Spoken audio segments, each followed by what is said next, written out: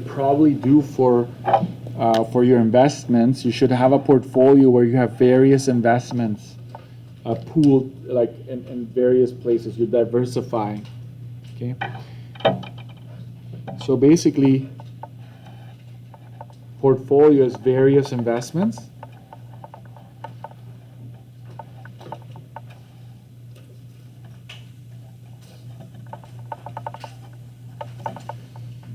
And the word is the main reason you want to do that is you diversify.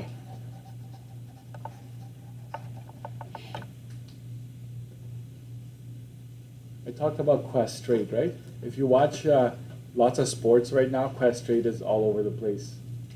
With the guy from Suits, the main character, one of the main characters from the show Suits is there all the time. Talks about zeros. There's 6 in every million. I don't know if you know what I'm talking about. You essentially treat each investment separately. Each investment will most likely need a TVM solver. Sometimes investments are being withdrawn.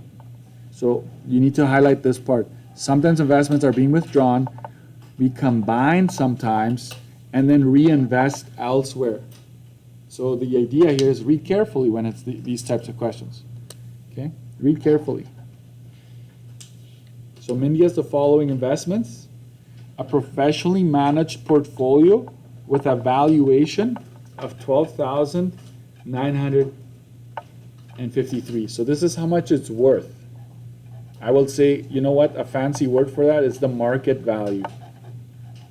Because your investments, if you have it in the stock market, may fluctuate, but right now in the market, it's worth that much money if you were to sell. A GIC she purchased for $6,500. It will mature in 5 years and earn 2.7 interest compounded quarterly. Then also a savings account. There's no balance in there right now. But she will deposit new savings, $500 every 2 weeks. What is that? That's bi-weekly. The account earns 1.6% interest compounded monthly. Determine the value of the GIC and the savings account after 5 years. Calculate the principal and the interest earned as well. Lots of stuff happening here. We're just going to go straight to the GIC here.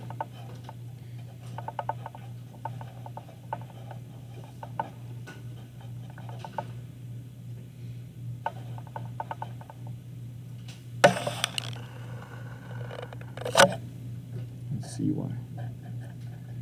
So we're just going to do this for the GIC here, and we know that we have $6,500. That's our, remember, a GIC is locked in. You cannot contribute monthly to it. Do you remember that? GIC is locked in. Like you say, here's 10 grand, and then it sits there. Okay, so that's what's happening here. 5 years. And let's see here. Compounded is quarterly. And we're not making any payments, right? It's not telling us. So then PY and CY are the same. Future value to be determined. Interest rate 2.75%. So right now you're just going to follow me, okay? After 5 years, we go 5 times 4 is 20 up here. Make sure you write that down. You solve for this, it's 74.5460. It's in dollar amount. Okay? So that's important to us. And I will already, because it says to figure out the interest, I will already tell myself what the interest is here. So sum of interest, 1 to 20. This one is actually fairly easy to do, right? You just you subtract the future value and the present value. That is your interest. So it's 954.60.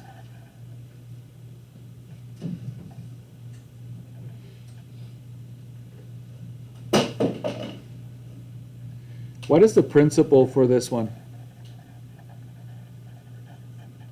6,500, right? It's just that 6,500. I give you a formula where it's present value plus N times payment, but right now there are no payments, so it's just 6,500. So we already answered that. We know the interest, we know how much of that was our money, which is what we call the principal.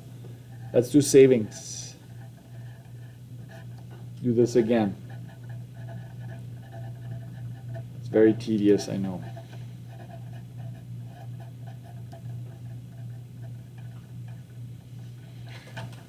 For the savings account, we're making contributions, so that's bi-weekly, so that's 26.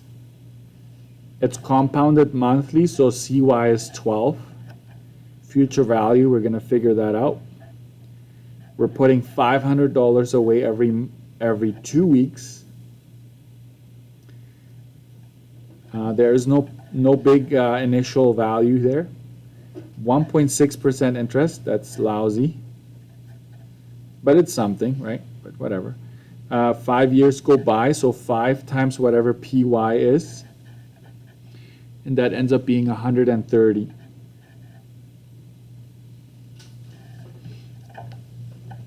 We calculate the future value, and it is 67,648.11. It's also important to us. Let's do the sum of interest. At the bottom here, we want the total interest earned. And you get 2,643.11 cents that was earned in interest. Principal is a little harder. Well, not that much. But it's the present value plus N times PMT. It's the exact same formula as I would have used previously. But if there are no payments, it's just as easy as getting that big value you start with. In this case, you have 0 for present value, and you're making 130 payments, contributions of $500. That ends up being $6,500. No, $65,000. $65,000.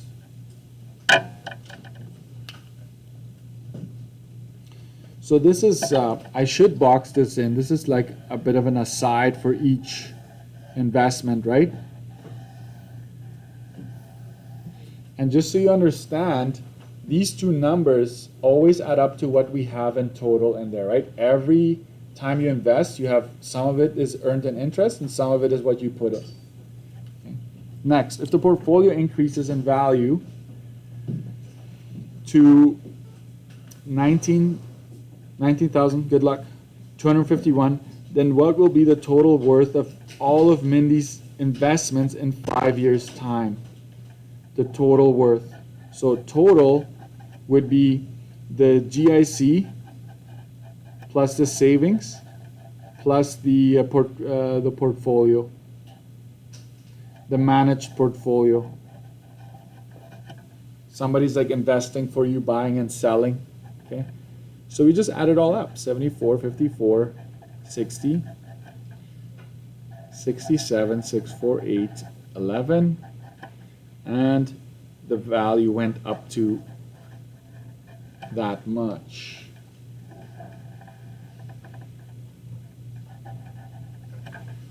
So we have a grand total of $94,353.71. The power of putting money away. This is combined, right? So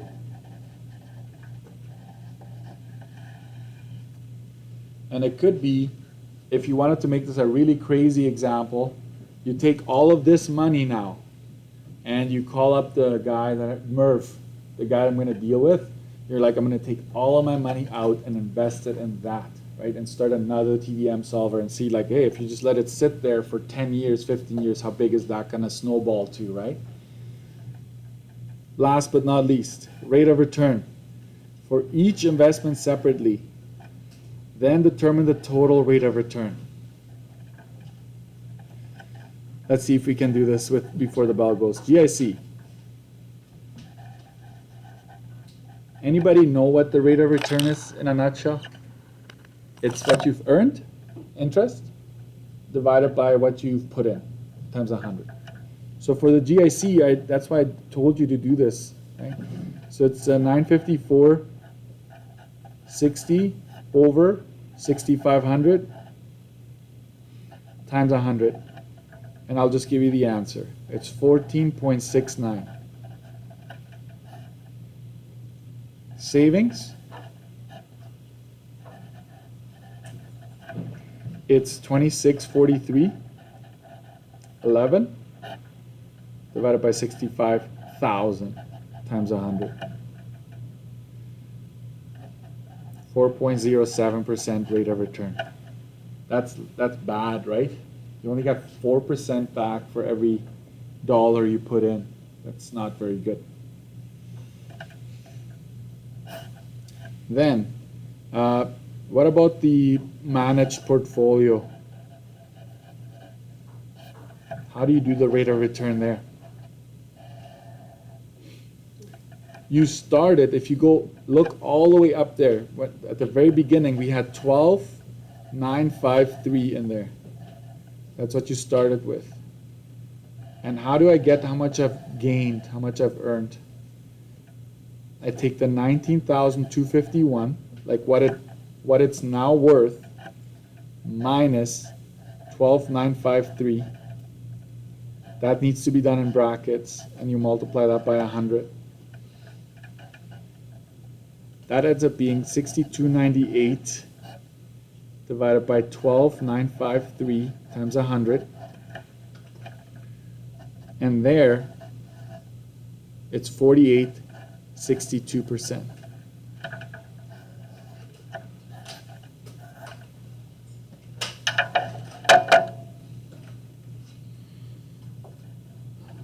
I'm going to get rid of this one here. Determine the total rate of return. We're just going to get rid of that because we don't have room for that. But it's not the average of the three, okay? You have to figure out the total interest among all of them, divided amongst everything you've invested. That's how you get your total rate of return. Okay, page 56 to 57. I'm not asking for a whole lot here. Go ahead. 56 to 57.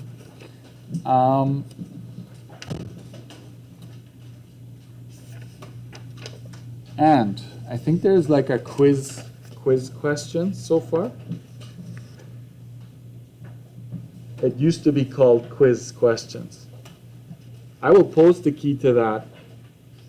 It goes all the way to 62. So 59 to 62, if you're up for it, it's quiz questions. I will post the answer to that as well.